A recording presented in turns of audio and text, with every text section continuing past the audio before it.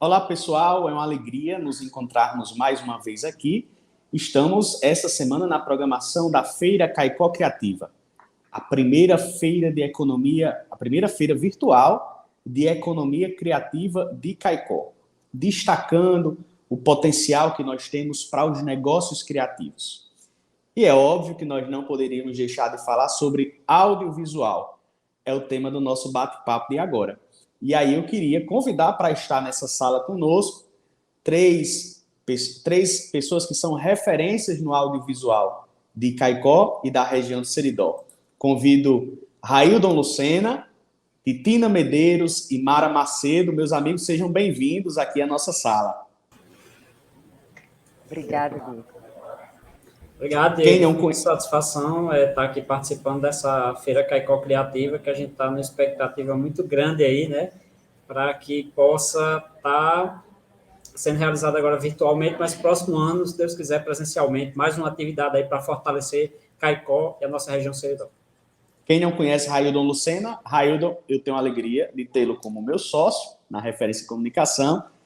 Raildon é jornalista, especialista em marketing e produção audiovisual, diretor da Referência Comunicação e idealizador dos festivais Curta Caicó e Seridó Cine. Isso é apenas um resumo de tudo que esse cara representa aqui para a comunicação e para o audiovisual do Seridó. Queria também desejar boas-vindas à Titina. Titina, bem-vinda, que é seridoense, que é atriz e produtora cultural, criadora da Casa de Zoé e que nos enche de alegria aí na telinha, na telona, nos palcos pelo Brasil afora. Bem-vinda, Titina. Microfone desligado. Opa! Obrigada, Diego. Para mim é um prazer estar participando da primeira Feira Caicó Criativa. Uma honra, gente. Uma alegria estar com vocês, porque eu sou fã de vocês. Olha aí. E Titina, Raildon vai concordar comigo, ela dá toda essa força, como fez o Curta Caicó ser grande, participando desde a primeira, certamente a Feira Caicó Criativa será grande já por essa bênção dela no início. E também receber aqui com muita alegria Mara Macedo. Mara, que é advogada, graduanda em História na UFRN, no SERES, criadora do projeto Homem Amarelo no Instagram, e que utiliza pequenas produções audiovisuais com poemas e reflexões sobre o Seridó. Mara, é uma alegria sua presença aqui também conosco. É uma grande honra, muita satisfação estar aqui hoje. Essa feira, estava esperando há muito tempo, vai ser muito importante para todo mundo aqui, de Caicó e do Seridó também, para a gente ressaltar esses potenciais que temos aqui na nossa região. Então, um prazer enorme estar aqui com vocês hoje. Obrigado, Mara. Eu queria começar o bate-papo com o Raildon, né? Ele que é esse cara, esse entusiasta do audiovisual na região do Seridó. Quando a gente fala de Seridó, a gente lembra muito de comida boa, a gente lembra muito de música por causa da tradição, por exemplo, das filarmônicas.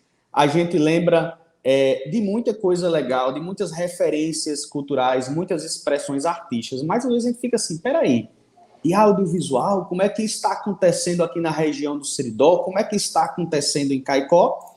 E vem esse cara para dizer, opa, nós temos inclusive porte para realizar um festival, para mostrar como é que estão acontecendo as produções de audiovisual no Brasil, mas também para estimular a produção na região do Seridó. Raildon, vamos começar contando a história, como foi que surgiu o Festival de Cinema Curta Caicó, e como é que isso tem motivado essa produção audiovisual aqui na região? Beleza, Diego. Muito obrigado pelo convite, mais uma vez. Muita satisfação aí. Vamos aí completar 11 anos de sociedade e realizando vários projetos, né? A gente começou com uma agência de notícias e a gente agora está desenvolvendo a nossa vocação, que é fazer esse trabalho aí na produção cultural, que tanto eu como vocês somos apaixonados pela arte, pela cultura, e está dentro da nossa missão fomentar o desenvolvimento regional através das expressões da nossa terra, da nossa região, do Caicó e do Seridó. Então é o seguinte, né? O Curta Caicó ele surgiu em 2018, foi uma motivação que surgiu dentro desse fomento que a gente poderia estar realizando aqui na nossa região no audiovisual, tendo em vista que Caicó é uma cidade assim que tem uma relação já muito longa com o audiovisual. No passado, nós tivemos várias salas de cinema, o Cine Pax, Cine Alvorada, o Cine Rio Branco, o Cine São Francisco. Eram salas que movimentavam a nossa região. E Moacir Cirne, né, o grande Moacir Cirne, escritor, que já nos deixou, mas uma figura assim, emblemática, ele contava aí várias histórias de como o audiovisual era algo assim muito presente aqui na sociedade do Seridó. E, além do mais, nós temos uma relação muito longa também com a questão da produção. Quando no final da década de 70, o Boi de Prata, do Carlos Augusto Ribeiro Júnior, foi filmado na nossa cidade. Então, o Boi de Prata, com as suas imagens, com as suas histórias, onde nós podemos praticamente entrar numa cápsula do tempo e ver como era Caicó de 40 anos atrás, né, para você ver a importância aqui do audiovisual. E hoje é um filme emblemático, icônico aqui para a produção do Rio Grande do Norte, não só de Caicó e do Seridó, mas do Rio Grande do Norte, Boi de Prata. E, inclusive, foi o primeiro filme de ficção do diretor de fotografia Walter Carvalho. Então, a gente tem a honra do Walter Carvalho ter começado aqui pela nossa cidade, Caicó. Inclusive, ano passado, na edição da 3ª edição, ele falou isso, falou das lembranças dele, das cercas de pedra, de Caicó, da comida, de como eles tinham todas estratégias aí, né, para poder fazer essas imagens.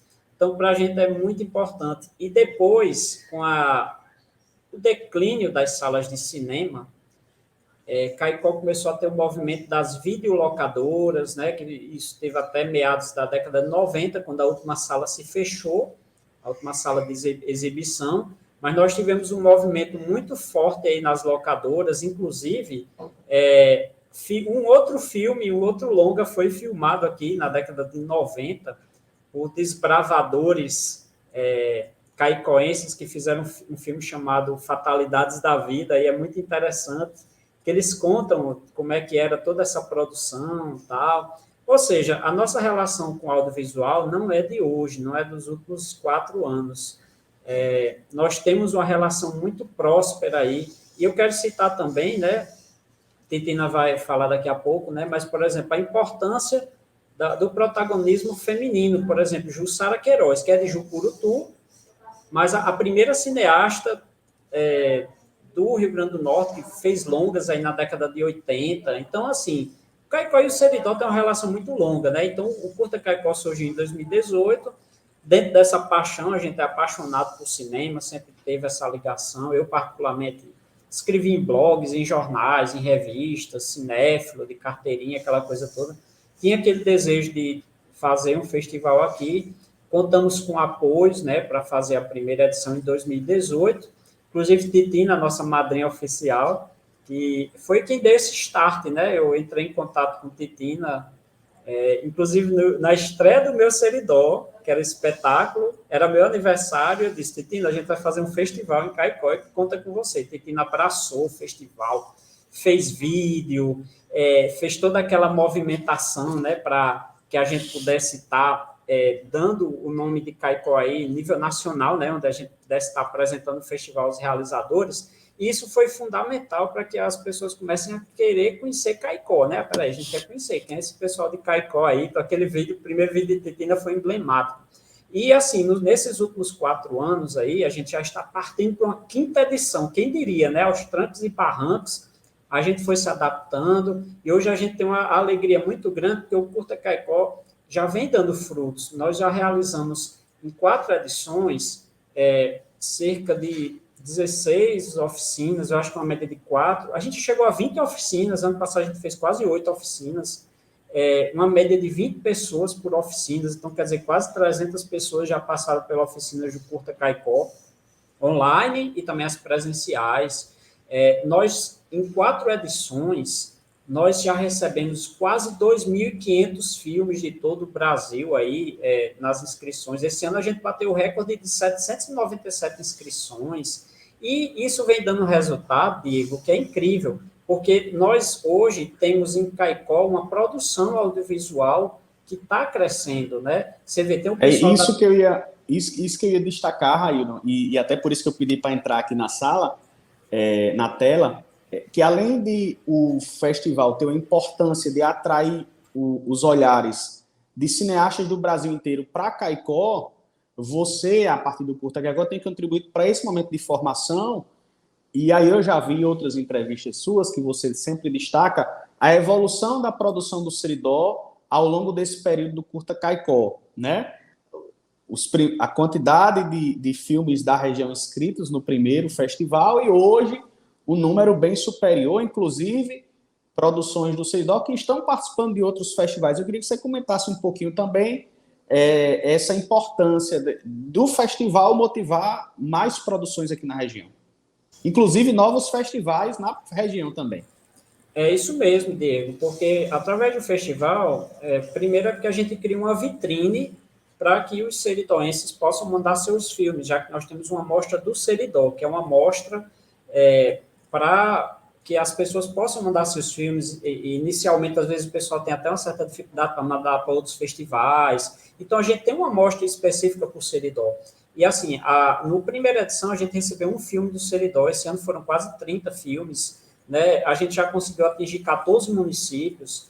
Hoje, a gente já tem praticamente um mapeamento aí de pessoal que está fazendo filme. Aqui de Caicó, o filme do pessoal da Trapiá, que já está rodando em vários festivais, vai estar agora em Patos, vai estar agora em São Miguel do Gostoso, próxima semana.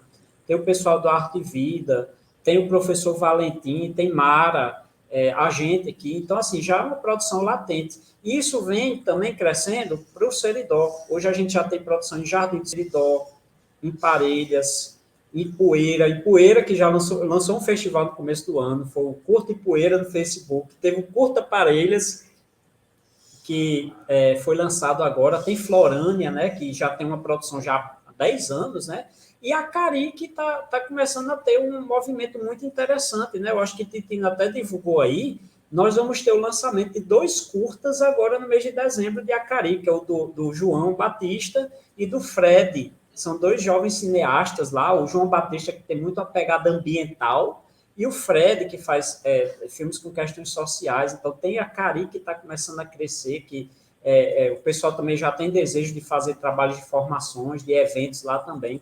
Então, é isso, né? Eu acho que é um panorama, Diego, que realmente o festival ele vem contribuindo com a formação, né, desses jovens que participam das oficinas, o contato com os realizadores. O pessoal sempre... Engraçado, viu, Titina? O pessoal sempre diz, ei, Titina e César vem nessa edição, todo ano sempre tem essa coisa, né? E, assim, o pessoal está crescendo aí esse interesse. Então, eu acho que a gente vem contribuindo, vem provocando as pessoas e dando um espaço, uma vitrine para que elas possam estar fazendo as suas produções. Então, eu acho que talvez o legado do festival seja esse, né? Formar público. Inclusive, próximo ano aqui, Caicó vai ter até sala de cinema, né? Comercial, né? Próximo ano já vai ter uma sala de cinema. Então, a gente vê um cenário muito interessante. Fica muito feliz aí que as coisas estejam acontecendo em Caicó, e de Caicó a gente irradiando aí para todo o Seridó. Porque nós temos uma meta muito clara aí, que é fazer do Seridó um polo de produção audiovisual, tal como Cabaceiras. Cabaceiras está recebendo agora uma série da Amazon Prime, né? Que inclusive tem muitos amigos nossos lá, inclusive Titina e Robson e Enio, várias outras pessoas, e a gente quer fazer isso do Seridó. Aí vamos ver se é possível, né? Eu acho que Titina pode até dar os caminhos nacionais aí para a gente. Eu acho que é isso, Diego. Eu acho que é isso. A nossa fala tem muito a ver com essa questão de como o festival vem dando esse suporte e como hoje há essa motivação aí para que as pessoas possam produzir. Acho que basicamente isso aí. Raildon, quando você fala de formação, de oficinas, de debates, de interação com produtores de audiovisual, é muito interessante porque a gente precisa chegar a um patamar de entender que o audiovisual é uma janela de oportunidade para os negócios criativos. Muitas vezes a gente tem a mentalidade que a arte é passatempo, é hobby, né? quando, na verdade, precisa ser, inclusive, um negócio, né? Uma fonte de renda para essas pessoas. E como é que tem sido a partir dessas oficinas que o Curta Caicó, que o Seridocine, o Lab RN, que você também esteve à frente, como é que tem sido, como é que você tem percebido essa evolução das pessoas para entenderem que isso também pode ser uma forma de ser uma fonte de rendas, de ser um trabalho para eles? Como é que o Seridó pode apostar mais no audiovisual como negócios criativos? Você também falou aí a ideia de receber produções de fora, né? Além daqui produzir e receber produções de fora. Que perspectiva nós podemos ter a partir do audiovisual para os negócios criativos, no seu ponto de vista? Olha, a perspectiva é muito boa, né? Porque o audiovisual, o PIB do audiovisual é gigante, né? E a partir eu acredito que a partir dessas formações, desse estímulo, a gente percebe que o pessoal está cada vez mais acessando editais, né? Onde, por exemplo, através desses editais, que são verbas públicas, é possível conseguir recursos para que você possa estar aí empregando as pessoas, porque uma produção audiovisual você vai precisar de um diretor, vai precisar de um roteirista, de alguém para filmar, vai precisar de continuista, vai precisar de gente para fazer alimentação, de hospedagem. Então, assim, você movimenta o cenário de uma forma assim, muito interessante. Você viu que Bacurau levou lá para a comunidade Barra, e, assim, através dessas pequenas atividades, desses negócios, a gente está formando, e essas pessoas também, depois elas podem estar atuando profissionalmente, né? Como nós temos casos aí de jovens que começaram, fizeram algumas oficinas e hoje estão fazendo fotografia. Hoje, aqui na referência mesmo, nós já temos 2 jovens que estão trabalhando com a gente, na faixa dos 18, 19 anos também, que são jovens que estão entrando no mercado de trabalho. Então, assim, eu acho que é fundamental isso aí, né, para que a gente possa estar estimulando, como você falou, a economia criativa, e tem umas leis que estão tramitando aí, por exemplo, que é a do Film Commission, né, que essa lei eu acredito que já foi sancionada pela governadora, que é justamente para tornar o Rio Grande do Norte um ambiente onde as pessoas possam estar tendo possibilidades de estar filmando lá, né? Onde são incentivos para que as pessoas possam fazer filmagens. E hoje também tem a lei do audiovisual, que vai permitir também com que essa produção fique cada vez maior. Então é isso, sabe, Diego? Eu acho que dentro do audiovisual a gente pode estar fortalecendo essa cadeia, fazendo essa formação e trazendo possibilidades aí para o pessoal estar atuando nesse cenário. Eu queria bater um papo com o Titina agora, daqui a pouco o Raildon volta com a gente aqui nesse bate-papo. Titina, como é que surgiu aí essa inspiração? Quem foram as inspirações de Titina, tanto para o teatro quanto para o audiovisual, essa menina seridoense? Como foi que começou a despertar esse olhar para essas artes? Bem-vinda novamente. Obrigada, Diego. Gente, minha história é um pouco inusitada, porque, assim, eu fui criada em Acari, né? A maioria das pessoas sabem disso. E em Acari, eu digo que a gente já fazia arte nas calçadas em Acari, porque era muita gincana, não sei se vocês tinham aí em Caicó, mas nas cidades menores era Acari contra Cruzeta, Acari contra Currais Novos, Acari contra Carnaúba dos Dantas, aquela loucura. E sempre eram com apresentações artísticas. Esses duelos eram de apresentações artísticas. Só que naquela época eu participava de todas as gincanas, eu acho que eu participei desde os 8, 9 anos, imitando Rita Lee, imitando Simone. Menina, uma loucura. Só que eu não pensava em ser artista, até porque não tinha esse entendimento profissional. E aí eu enveredei pela música, então, de alguma forma, entrei na Filarmônica de Acari, Filarmônica Mestre Filinto Lúcio Dantas. Estudei música, estudei trompete dos 11 aos 15 anos. E fiz parte da Filarmônica. Só que eu queria ser jornalista, acho que por influência da família. Até então, eu não pensava em ser atriz. Não passava pela minha cabeça. Eu queria ser trompetista. Se não jornalista, trompetista.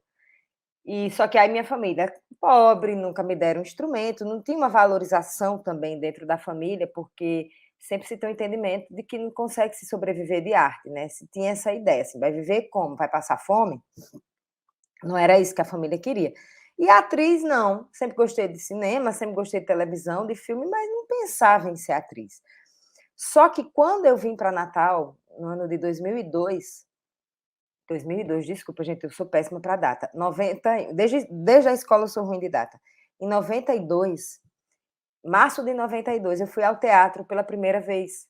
E aí, o Teatro Alberto Maranhão. Eu não só fui a um teatro pela primeira vez, como eu vi a expressão teatro a primeira vez, com a atriz portuguesa chamada Maria do Céu Guerra.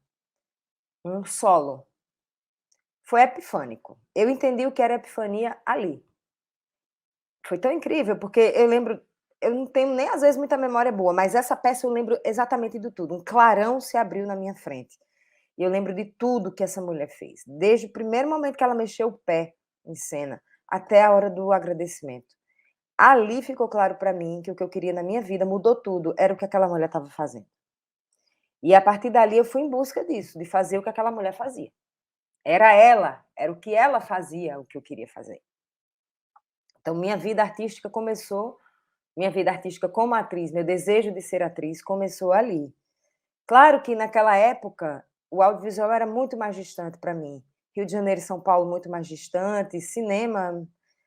E a gente não tinha os aparatos tecnológicos que a gente tem hoje com facilidade, então não era uma coisa simples e fácil, como a gente tem mais facilidade hoje. Então o teatro estava mais próximo. E aí eu entrei, comecei a pesquisar quem fazia teatro aqui em Natal, e enfim, fui encontrando esses caminhos. Eu sou muito tinhosa, meu pai sempre disse que eu era muito tinhosa. Essa menina é muito, como é que ele dizia, que no Seridó a gente continenta. Essa menina é muito continenta, essa menina, tipo assim, quando quer uma coisa, fica ali, eu sou assim, eu sou dessas. E aí, enfim, segui e entrei no mundo do teatro, conheci as pessoas de teatro e comecei a fazer teatro. Desculpa, como eu fui me perdendo na pergunta. E aí o audiovisual na minha vida chegou através de Buca Dantas, que foi quem, no início, a gente me chamou para fazer filmes com ele, eu lembro disso, e as propagandas, e depois a televisão. Então, acho que foi uma coisa que foi amalgamando assim na outra, e foi acontecendo, sabe? Mas não foi uma coisa assim, eu quero isso. Não, eu acho que o tá no foco, o tá na luta, tá na presença, ou seja, a presença que eu quero dizer é todos os dias trabalhando com artes cênicas, né? Com artes cênicas, que mesmo que seja no audiovisual, no teatro, mas está lá as artes cênicas. Acho que foi o que me levou para o audiovisual, que eu ainda me considero muito nova no audiovisual. Eu acho que minha carreira teatral ela é muito mais sedimentada do que a minha carreira no audiovisual. Será que eu respondi? Respondeu sim. Me Quais eram ajuda, as Bia. principais referências? Citou aí Sim. Buca, a importância do grande Buca para isso. Buca, Geraldo Cavalcante, né, que foram as pessoas que me deram essas oportunidades no audiovisual para que eu pudesse experimentar essa linguagem como atriz. No Fabião das Queimadas, eu fiz uma personagem, Dona Terezinha, lá de Currais Novos, Salustino, e depois Geraldo também com Buca em Perdição, que a gente se conheceu, não foi, Raildo? Que foi um filme que não conseguiu ser exibido, mas como atriz eu vivi essa experiência de poder fazer um longa, de fazer um filme. Pena que a gente não teve acesso ao resultado desse filme. Então, foram experiências assim que eu fui vivendo, experimentando também como atriz essa linguagem, que é diferente da linguagem teatral. E aí depois chegou a novela, a televisão, que foi uma coisa arrebatadora na minha vida, né? Titina, aproveitar esse gancho aí, como é que é atuar no teatro e no cinema? Qual é a grande diferença? Qual é a dica que você dá, por exemplo, para quem é aqui do Seridó, que hoje está no teatro, mas que quer chegar até o audiovisual? Como é que é essa diferença de atuação? Olha, eu acho que tem uma coisa primeira, que é a base de todo o trabalho do ator, que é o jogo teatral. Quando eu digo jogo teatral, é estar na presença, é estar a serviço do personagem, é estar a serviço da obra. Agora, tem muita gente que diz assim, cinema, menos é mais no cinema. Existia uma regra que se dizia muito, né? Porque a gente do teatro tem que estar muito ampliado, porque imagina, se tem sempre aquela coisa, quem está lá na última fila da cadeira tem que lhe ver. E a gente não tem um aparato do audiovisual que a câmera vai até a gente. Não, somos nós, atores, que temos que ir até o público, no sentido da nossa amplidão. E no cinema, não, tem um outro aparato na televisão, que é a câmera que chega na gente. Então, se tem muito essa coisa. No cinema, menos é mais. Mas, como atriz, eu fui descobrindo com o tempo que isso não é regra. Eu acho que a regra é entender o que é que a obra pede. Se a obra, seja cinematográfica ou seja do teatro, ela pede minimalismo, a gente vai no minimalismo. Se ela é uma coisa que pede caricatura, a gente vai na caricatura, porque existe também caricatura no audiovisual. Então, porque me diziam muito isso, e eu ficava com isso na cabeça, e eu acho que hoje a dica que eu daria para um ator é: não se preocupa com isso. Conheça a obra. Converse com o seu diretor. Entenda o que ele está querendo com o filme dele. Porque nós, atores, nós somos os soldadinhos. Nós somos os pedreiros da obra. Nós somos aquelas pessoas que vamos botar um tijolo em cima do outro tijolo. Mas, para isso, a gente tem que saber, com o arquiteto, com o engenheiro, o que é que eles querem da obra deles. Então, eu acho que, como ator, a gente tem que estar aberto e temos que estar a serviço da obra que está sendo feita. Tipo assim, não se fechar muito. Ai, meu personagem é assim. Não, vamos construir junto. Constrói junto com o maquiador, o caracterizador, constrói junto com o diretor, constrói junto com a equipe de caracterização, de figurino. Então, é se deixar muito mais ser como que eu quero dizer assim, receber muitas informações e ser um canalizador, um prisma dessas informações, do que a gente achar que a obra é nossa, ou que a gente tem que fazer daquele jeito, tem que fazer do outro. Não, seja maleável. Às vezes a gente vai para o set imaginando uma coisa do personagem. Agora mesmo, na Amazon, minha primeira cena lá na Cangaço Novo, eu li uma coisa da personagem e tinha entendido uma coisa. Quando o diretor chegou, era outra coisa completamente diferente. Então, ali no set, a gente tem que estar maleável ao ponto de que a gente tem que jogar tudo aquilo que a gente pensou fora, mas joga mesmo. Manda embora, desapega. E escuta o que o diretor está falando. Muita escuta. Porque, na verdade, a obra foi pensada por eles. E nós somos esses pedreiros, esses obreiros que vamos colocar a obra que foi pensada em cena. Então, eu acho que muito mais do que se fixar numa ideia que você possa trazer de casa, é você se deixar ser conduzido. Acho que a grande sabedoria do ator é saber ser conduzido. Acho que é isso. E, claro, sensibilidade, estudo. O que é preciso? Estudar sobre o personagem, estudar sobre as possibilidades, mas se precisar, se o seu entendimento foi um e o diretor falou que é outro, segue o diretor. Seja maleável, seja como água, fluido, sabe? Eu penso que é um pouco assim. Essa pergunta que eu vou fazer é para a Titina, que já ganhou uma projeção nacional. Existe, de fato, um preconceito com o artista do interior, o artista nordestino, ou é muitas vezes a gente aqui do interior que acha que está inferior aos artistas dos grandes centros? Como é que é essa percepção? Eu acho que existem as duas coisas. Isso é uma construção histórica. Sim. Nós não vamos com essa percepção porque a gente se acha menor, não, é porque existe um preconceito. Sim. Nem todos têm preconceito. Não é uma coisa generalista, mas o preconceito existe. Eu acho que... Acho não, com certeza existe. A gente sabe disso. Está na televisão brasileira, está em todos os lugares. E esse preconceito gerou uma cultura na gente de... Mas é muito louco isso, porque por mais que a gente tenha isso, a gente também tem uma força enorme. A gente é muito criativo, eles reconhecem a nossa criatividade, eles reconhecem a nossa potência. Está aí o que significa o Nordeste para as artes brasileiras. Né? Somos realmente um celeiro para as artes brasileiras. Imagina o Brasil sem os artistas nordestinos.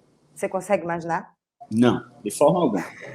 Nas diversas acho artes. Que nem eles. Eu acho que nem eles. Acho que nem eles. Mas eu acredito que tem preconceito, sim.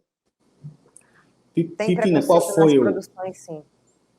Qual foi no audiovisual, no cenário do audiovisual, na caminhada do audiovisual? Qual foi assim o momento que você considera que não? Aqui foi uma virada de chave. Esse momento aqui foi importante para mim no audiovisual. Qual teria sido até agora o Você fala para mim? Para você. Para você. Ah, com certeza, Socorro, Encheios de Charme. Porque, apesar de ser uma personagem nordestina, ela era safada. Ela tinha autoestima. Né? Ela era diferente até... Eu nem me acho com tanta autoestima como Socorro, mas Socorro era bonito isso nela, porque ela era colocada na novela para ser a feia, né? Assim, a mocoronga, mas a personagem tinha autoestima. E eu acho que é essa autoestima que a gente tem que buscar, que Socorro tinha. Ela acreditava, ela tinha fé. As portas estavam fechadas para ela, mas ela dava o jeito dela, ou por bem ou por mal, para se colocar, para estar ali na presença.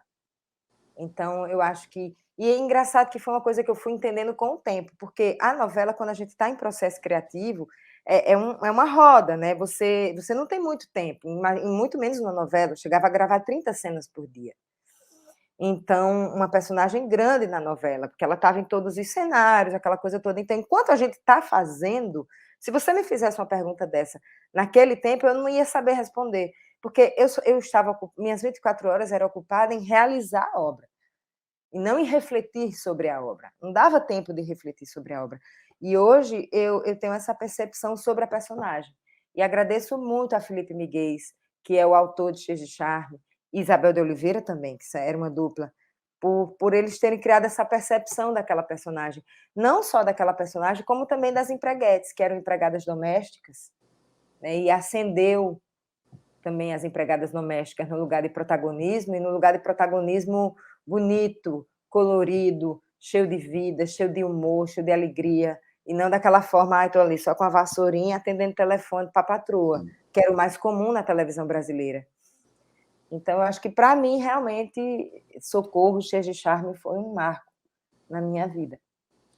Titina, como é que você... Pode falar. E só mais uma coisa, e ainda bem que eu não escutei naquele tempo essa coisa de que mais é menos, porque teve colegas, durante a novela, que disse assim, você está fazendo errado. Não é assim que se interpreta na televisão. Você tem que seguir Carrão, que eu amo Humberto Carrão como ator. Ave Maria, eu sou alucinada por Carrão. Mas Carrão tem uma temperatura, era um outro personagem dele, não era como o meu. E se eu tivesse seguido o que essa pessoa me falou, eu não teria feito Socorro. Porque Socorro era caricata. Olha o cabelo que deu. E aí o diretor, quando esse ator falou isso para mim, ele me chamou para ter uma conversa. Não é assim que se interpreta na televisão. E aí eu fiquei muito mal. Porque eu cheguei assim, dizendo assim, gente, eu venho do teatro, então eu não vou fingir que eu sei fazer televisão, novela que eu nunca fiz. Eu vou com o meu e aí eu vou ser moldada lá. E aí eu fui conversar com o diretor da novela, e o diretor da novela disse assim, Titina, Socorro pulou de uma ponte no Piauí, não foi? Eu fiz, foi. Ele disse, 2 dias depois ela estava no Rio de Janeiro, não estava? Eu disse, estava. Ele disse, você acha que Socorro existe? A gente está fazendo uma fábula. Então, ali também foi uma chave para entender que audiovisual não é só não ser nada. Entende? Existe uma obra, existe uma temperatura de obra, e cada obra é uma obra. Claro que eu não posso fazer de Socorro, aquela temperatura de Socorro, na Amazon, por exemplo, na série que a gente está fazendo agora, que é outra obra, tem uma outra cor, uma outra temperatura, é uma coisa completamente diferente. E aí onde eu acho que entra como atriz, esse lugar de que a gente tem que estar disponível para a obra, escutar o que a obra está falando, né? O que é que essa obra está pondo em cena, e qual é a natureza dela, qual é a cor dela. Fantástico. Titina, qual a sua percepção hoje sobre esse cenário do Rio Grande do Norte para o audiovisual? O RN aparentemente está em ascensão, como é que você vê tudo isso e vive tudo isso? Alegria pura. Alegria, fé, esperança. Estava mais que na hora, né? Porque a gente sabe das nossas potências. Eu estou aqui no cenário, eu trabalho no Rio Grande do Norte, eu moro no Rio Grande do Norte, sou atriz aqui há quantos anos? Quase 30 anos, e sei da nossa potência. E acho incrível, eu acho incrível tudo, eu acho incrível vocês, acho incrível os que começaram lá atrás, acho incrível os que estão pegando na mão hoje. Gente, olha isso que está acontecendo, bastou a gente se unir, os coletivos começarem a surgir, também as possibilidades produtivas começarem a ser mais possíveis, para que a gente mostrasse a nossa potência. É filme em Cannes, é muita coisa acontecendo, e isso eleva a nossa autoestima, isso nos dá alegria, isso, nossa, é incrível, e eu tenho certeza que é daqui para mais. E se Deus quiser, sim, meninos, o Seridó vai ser polo de cinema nacional, sim. Eu não tenho dúvidas. Sabe por quê? Porque não sou eu que sou tinhosa, não, como meu pai dizia. Continenta, como ele dizia, não. Somos nós todos somos continentes, e graças a Deus, porque só assim a gente consegue. Porque nada é dado de bandeja, você não concorda, Diego? Então, se não Com for a gente certeza. ali, sabe? Ou você acha que o povo chegou no Seridó com tudo de graça numa terra seca dessa que a gente tem? Não, Resistência. amor. Foi com muita resistência, foi querendo muito estar ali, sabe? Foi lutando, foi criando a açudagem porque não tinha água, foi encontrando as formas de sobrevivência para se manter nesse lugar maravilhoso que é o Seridó, que é o sertão brasileiro. Então, a gente herda, nós somos a herança dessa gente. Então não vai ser diferente. E no cinema não vai ser diferente. E no Caicó Criativo não vai ser diferente. E nunca foi diferente. Somos nós, nós somos esses. Então vai dar certo e sempre dará. Com cuidado de sempre fazer também tudo bem feito, né? Esse zelo claro. que a gente sempre teve com a educação do Seridó, os índices mostram isso, da qualidade da educação do Seridó, nossas mestras e mestres das escolas que apostaram muito e hoje se retrata nessa qualidade de vida da região, o cenário artístico, enfim. Deixa eu pedir licença à Titina para chamar outra mulher arretada aqui para conversar com a gente, Mara Macedo. Mara é essa jovem que é advogada, que é historiadora. Mara, mas me conta aí como foi que surgiu essa ideia de ser cineasta, uma mulher cineasta. Como é que foi essa caminhada? De onde veio essa ideia? Rapaz, olha, foram muitas influências que eu tive, mas eu me considero como um fruto tanto do Curta Caicó como o Seridocine, né? Assim, o Curta Caicó eu acompanhei as primeiras edições presencialmente, eu achava incrível, e no Seridocine já o evento aconteceu de forma remota, e eu me senti estimulada a mandar um pequeno curta, né? Então, a partir daí, eu fiquei muito surpresa por ter tido aquele pequeno curta aceito, que foi um curta em homenagem à minha avó, que eu intitulei como Cadeira na Área, né? Em razão que ela amava ficar na área da casa, né? Balançando ali aquela cadeira e observando, conversando com o pessoal, quem ia, quem vinha. E eu me considero esse resultado também, né? Além disso, participei de algumas formações que o Curta Caicó forneceu sobre animação, sobre stop motion, que é a técnica que eu uso, né? Que é basicamente o uso da fotografia, né? Você vai mudando o objeto de posição para dar aquela ilusão de movimento. Então, eu faço uso do stop motion nas minhas criações, né? Mas eu, escutando a fala de Raildon e de Titina também, que são profissionais, né? No meu caso, eu sou amadora, ainda estou aí, tenho uma longa trajetória, se Deus quiser, pela frente. Mas uma fala de Raildon sobre Moacir Cirne me fez lembrar que, de fato, uma leitura que eu fiz dele no livro Seridó, Seridóis, que ele fala sobre o sentimento de seridolência, que é um sentimento que só o seridóense conhece, né? Ele fala também de uma memória que ele tinha, que ele gostava muito de ler quadrinhos. Então, ele imaginava o super-homem atravessando o rio Seridó, o rio da Boa Passagem. Então, Barra Nova, justo.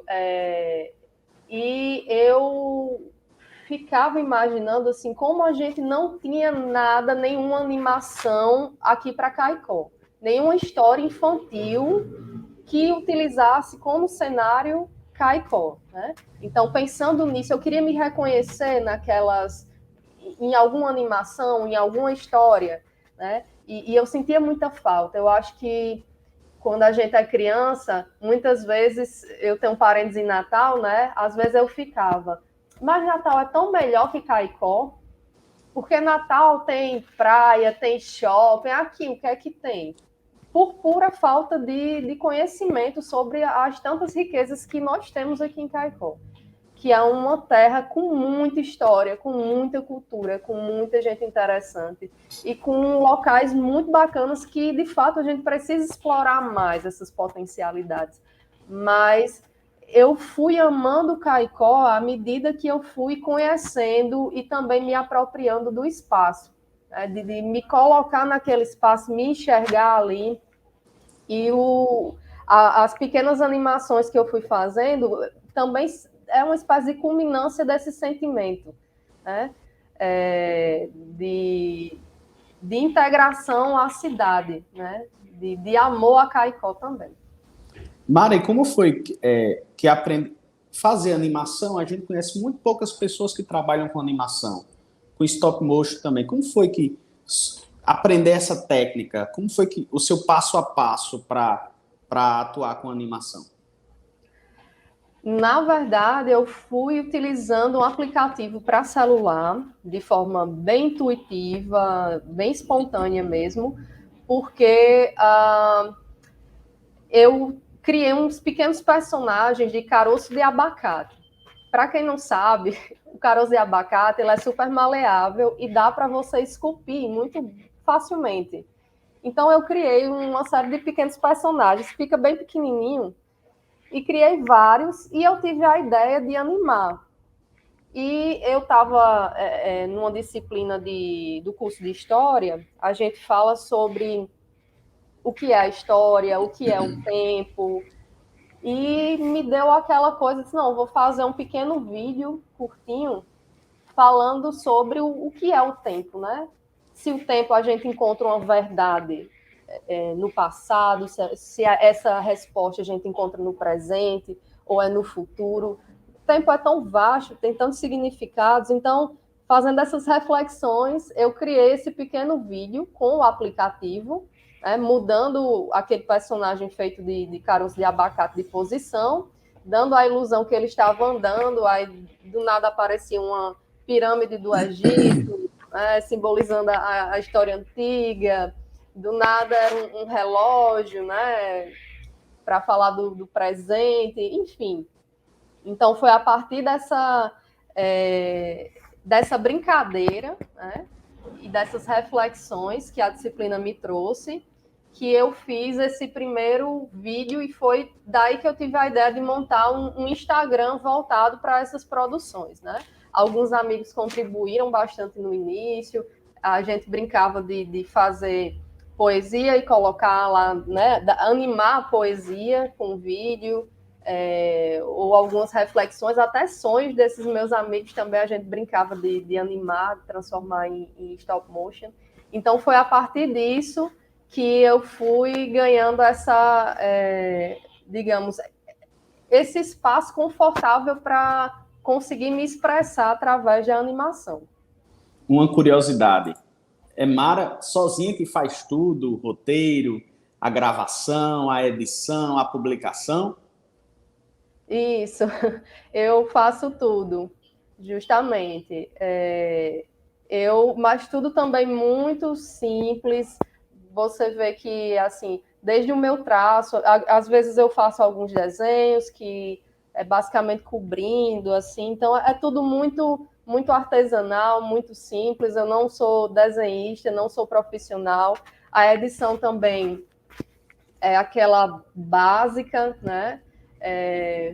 Mas a gente vai testando, experimentando, e eu gosto dessa aparência também de ser algo que fica com a cara de algo infantil. Eu gosto disso. Acho que já virou uma espécie de identidade.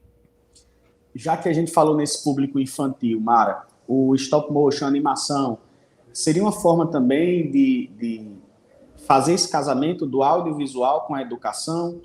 Pode-se dar uma contribuição maior à educação a partir dessa técnica? Totalmente. Eu já tive experiências maravilhosas com o uso de stop motion em sala de aula.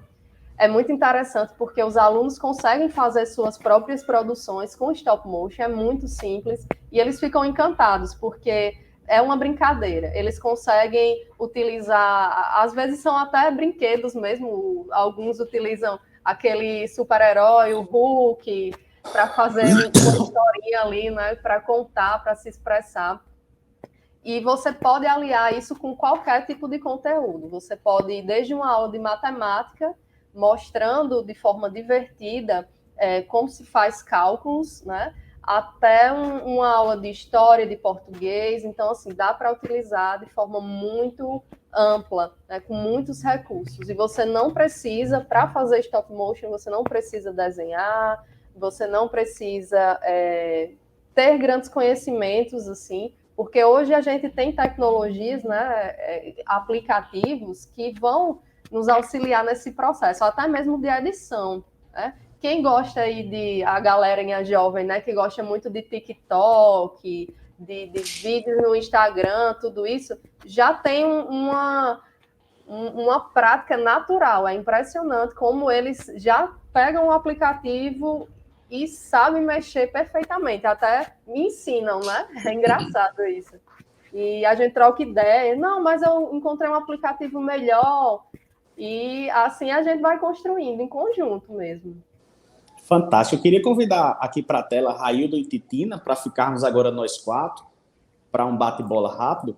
Raildo, eu acho que essa fala de Mara ela é provocativa, né? Porque quando a gente pensa às vezes em fazer cinema, audiovisual, a gente fica imaginando uma grande estrutura.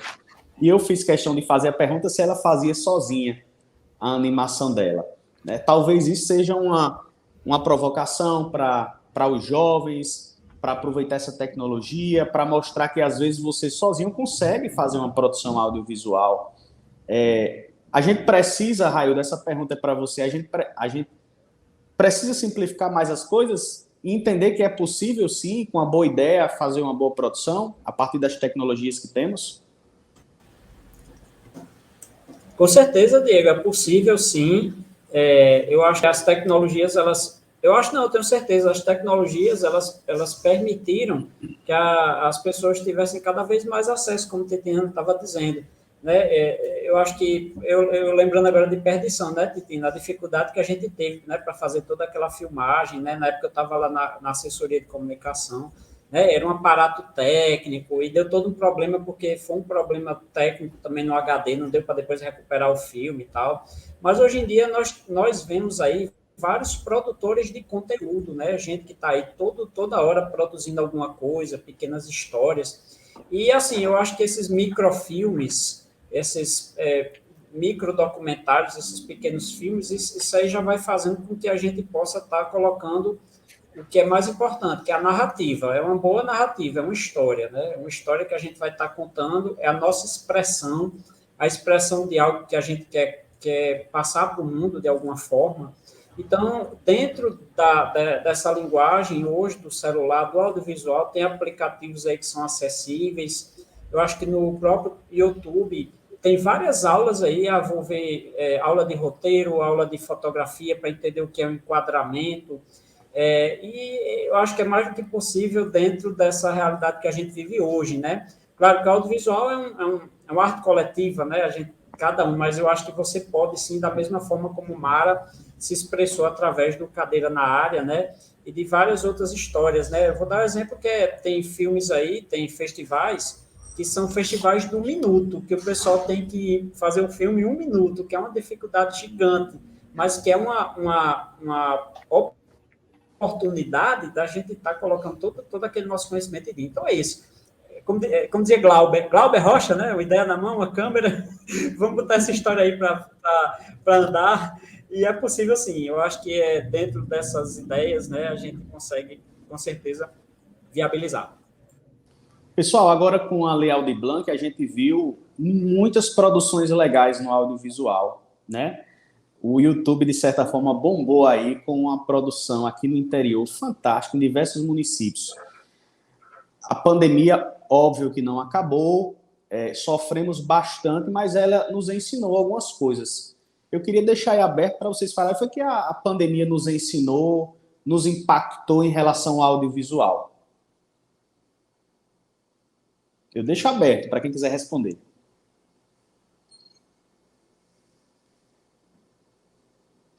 Eu acho que a pandemia foi um canal.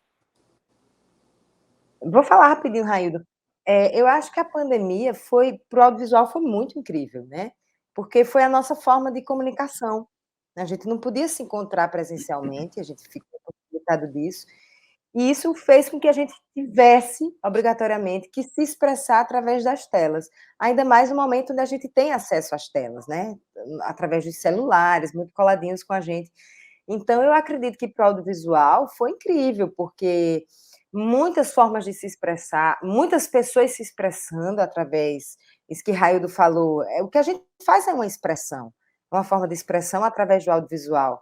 Então, foi um momento em que foi necessário para a nossa sobrevivência coletiva, para a nossa saúde mental, porque nós somos seres expressivos.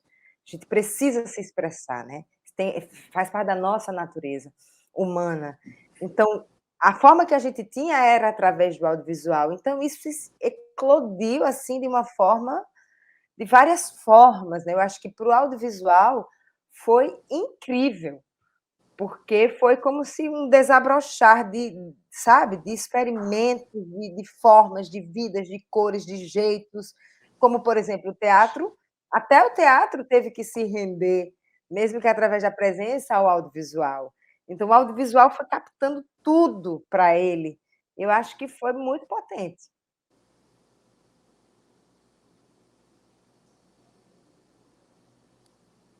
Assina embaixo. Eu acho que foi bem bacana. Inclusive, eu quero até já falar dentro de algo novo, né? Por exemplo, até fazer uma pergunta à Titina. O Sinapse Darwin, que eu tive a chance de ver agora no final de semana, é muito audiovisual, né, Titina? Quer dizer, vocês fizeram essa peça, mas é impressionante, sem dar spoilers, claro, mas como vocês conseguiram passar toda aquela linguagem do audiovisual dentro daquela experiência que a gente passou ali. Eu acho que, será que isso aí também já não seria um pouco dessas influências, né, que, por exemplo, vocês do teatro também tiveram nisso aí? Eu queria só reforçar isso aí, né, porque eu acho que é uma peça muito cinematográfica. Mara? Também assino embaixo.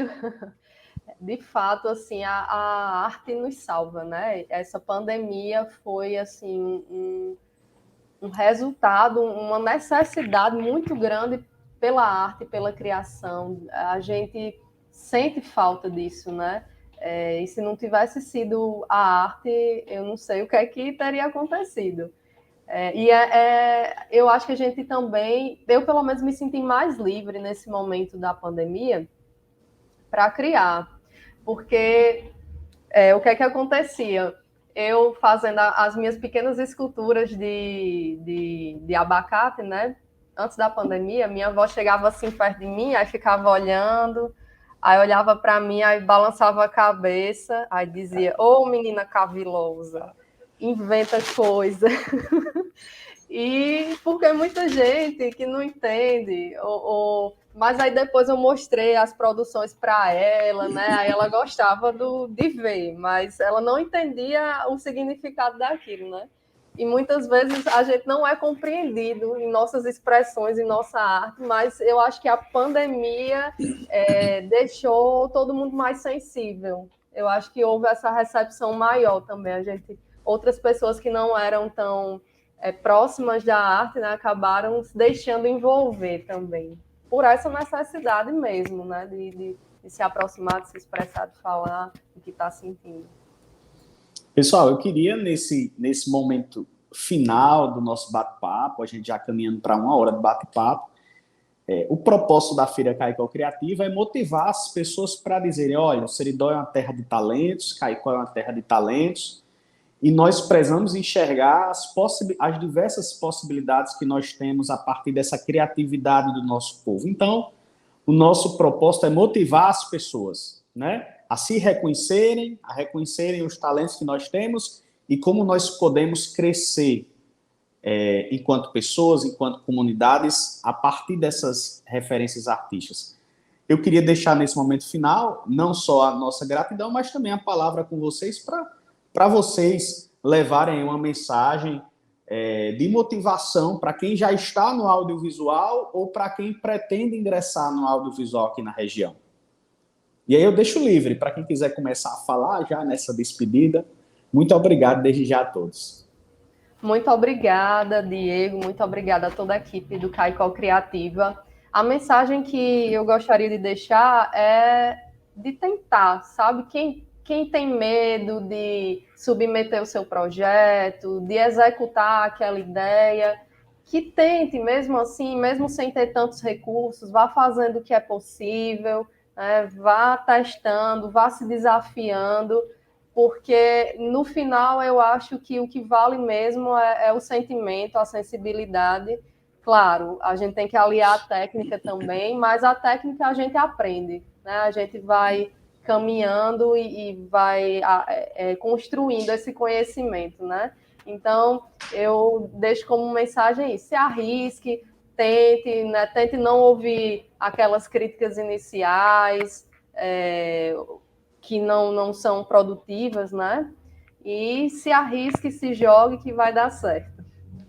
Obrigado, Mara. A mensagem, né, Diego? Primeiramente, muito obrigado pelo convite. Fiquei muito feliz em estar fazendo esse painel aqui do audiovisual com Mara, eu fico muito feliz, Mara, quando você diz assim, fruto do Curta Caicó, participou de formações. Isso para a gente assim é incrível, é o resultado, né? E a gente fica feliz também, por exemplo, o filme de Acari que eu citei, Titina, que é o do João Batista. João.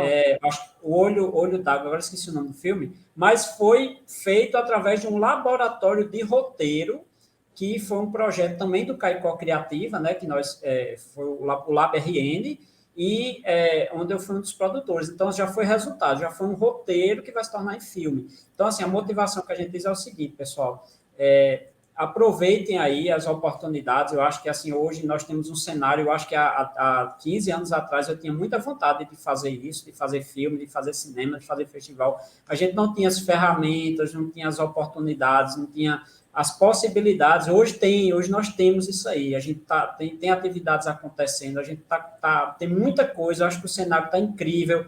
Eu acho massa porque o Amazon está lá em Cabaceiras fazendo o Cangaço Novo e com várias pessoas que a gente conhece, né? Isso é legal demais. E vai gravar então, no Siridó também, né? E vai rodar em Siridó, em Areia Branca e Parelhas. Olha aí, ó. Caramba, sério, olha, novidade, é o spoiler aí. Então, assim, para a gente isso é maravilhoso. Então, pessoal, se liguem aí nas oportunidades, procurem conhecimentos, façam networking, vejam filmes brasileiros, vejam séries, vamos prestigiar o nosso cinema, o nosso teatro, as nossas expressões culturais, que eu acho que é isso. Eu acho que cada vez mais a gente, tudo junto aí, a gente é muito maior. Então, é isso aí. Obrigado, Raildon. Titina, é uma alegria ter contato com sua presença aqui conosco. Diego, eu que fico muito feliz, muito obrigada. Eu sou fã de vocês, Eu assino embaixo em tudo que os meninos falaram. E só vou dizer só mais uma coisa. Não esqueçam, meus companheiros conterrâneos, nós tiramos leite de pedra. A nossa gente já faz isso. Então, nós somos fruto de uma gente guerreira que não desiste. E não vai ser no audiovisual que a gente vai desistir. Né? Essa é a nossa herança. A gente tira leite de pedra, literalmente.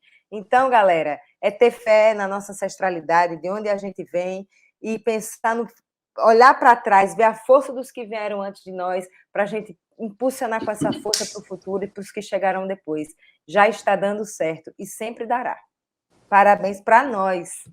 Eu queria agradecer demais a Titina, Raildon, Mara, dizer que esse é um dos propósitos do Caicó Criativa, é para a gente dar visibilidade às pessoas que já fazem acontecer a cultura aqui em Caicó e na região do Seridó. Vamos divulgar as coisas boas que estão acontecendo em nossa cidade e em nossa região e nos motivar com isso também, saber que nós podemos fazer muito mais. Finalizamos aqui o nosso bate-papo sobre audiovisual. Eu convido vocês a seguirem acessando a nossa página caicócriativa.com.br e aproveitar os outros debates e as outras programações que nós estamos tendo aqui na Feira Caicó Criativa. Agradecer o suporte, o apoio da Referência, da Sustou Produções, que são nossas parceiras nesse evento, e agradecer também ao Sebrae Rio Grande do Norte. Afinal, esse projeto é patrocinado pelo Sebrae, foi vencedor do edital de Economia Criativa do Sebrae 2021. Então, nos sigam nas redes sociais, @Caicó Criativa, e a gente vai seguindo aí, divulgando muita coisa boa de Caicó e da região do Seridó. Finalizamos aqui e até as próximas programações. Um abraço a todos.